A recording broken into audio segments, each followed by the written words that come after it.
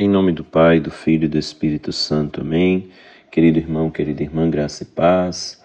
Nós somos chamados neste dia 4 de março de 2024, segunda-feira, a acolher com generosidade a palavra que Deus dirige a cada um de nós. Abramos o coração, a mente, abramos-nos inteiramente para a santa palavra do Senhor. Evangelho de Jesus Cristo, segundo Lucas 4, de 24 a 30. Jesus, vindo a Nazaré, disse ao povo na sinagoga: Em verdade eu vos digo que nenhum profeta é bem recebido em sua pátria. De fato eu vos digo, no tempo do profeta Elias, quando não choveu durante 3 anos e 6 meses, e houve grande fome em toda a região, havia muitas viúvas em Israel. No entanto, a nenhuma delas foi enviado Elias, senão a uma viúva em Serepta, na Sidônia. E no tempo do profeta Eliseu havia muitos leprosos em Israel. Contudo, nenhum deles foi curado, mas sim Naamã, o sírio. Quando ouviram essas palavras de Jesus, toda a sinagoga ficou furiosa. Levantaram-se e o expulsaram da cidade. Levaram-no até o alto do monte sobre o qual a cidade estava construída, com a intenção de lançá-lo no precipício. Jesus, porém, passando no meio deles, continuou o seu caminho. Palavra da salvação. Glória a vós, Senhor. Meus queridos irmãos e irmãs, nestes últimos dias, Jesus vem chamando a atenção para o perigo de que aqueles que foram escolhidos para ser povo da aliança, com a missão de ser luz para as nações, eles corriam o perigo de perder esta condição. E Jesus vai contando parábolas, dando ensinamento justamente para chamar a atenção disso. O rico e Lázaro, que representa então este fechamento da parte do rico à graça de Deus. E Jesus vai dizer no final do evangelho lá, ainda que alguém ressuscitasse dos mortos, eles não acreditariam. Se não acredita em Moisés, se lê a lei e os profetas apenas de forma superficial, não poderão acolher de verdade a Jesus. Depois, ele vai questionando também através da parábola do filho pródigo. Aquele filho que fica fora, que não entra na festa dos regenerados, dos que se arrependeram e voltaram. Então, é esta atitude de não acolher verdadeiramente o projeto de Deus e ficar sempre à margem.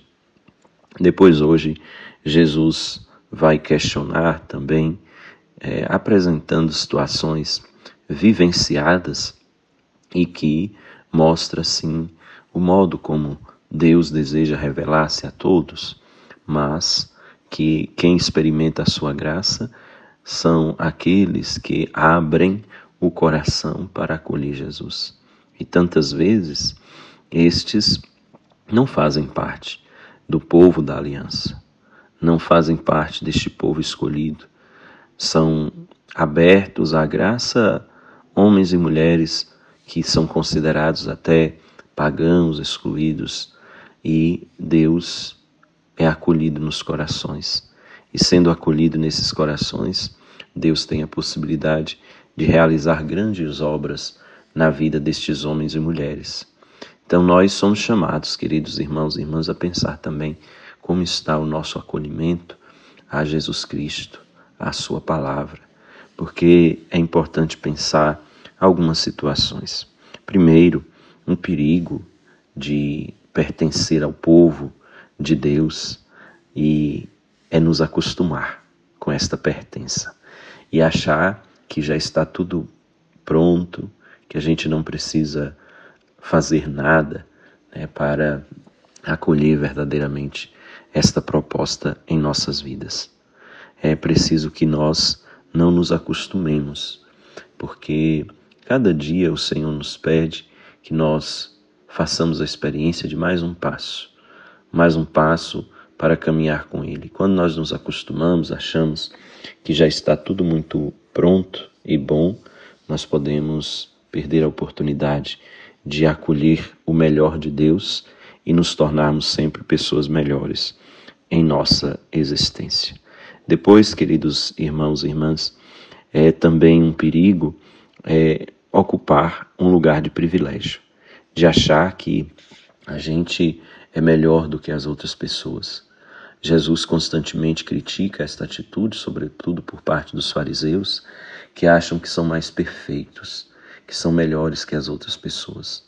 E por isso tantas vezes se perdem, porque acham que são melhores, não conseguem se envolver com os outros, e nós sabemos que a vida é relação, é relacionamento, é envolvimento de uma vida com a outra vida.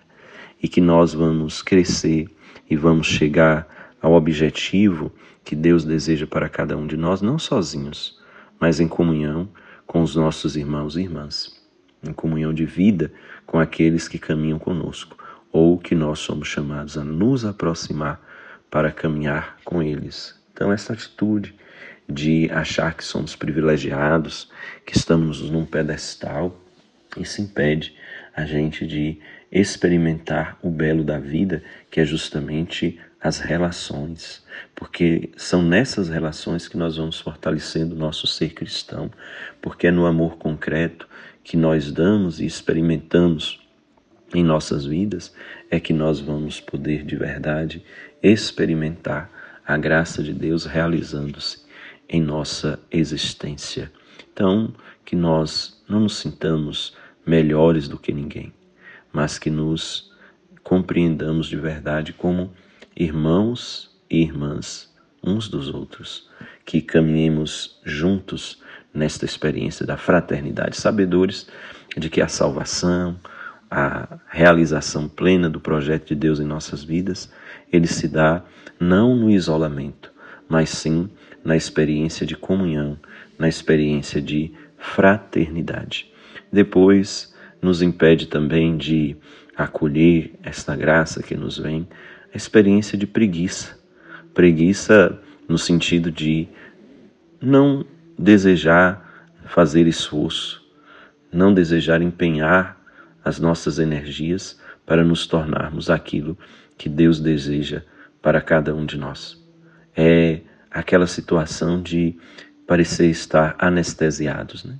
Preferir permanecer como estamos, porque achamos que a mudança, o compromisso com Deus é muito complicado, que é cheio de dificuldades. Então, nós precisamos também romper com essa experiência da preguiça, porque senão a gente deixa a graça passar, não experimenta dela e ainda vamos, queridos irmãos e irmãs, fazer a experiência de reclamar, né?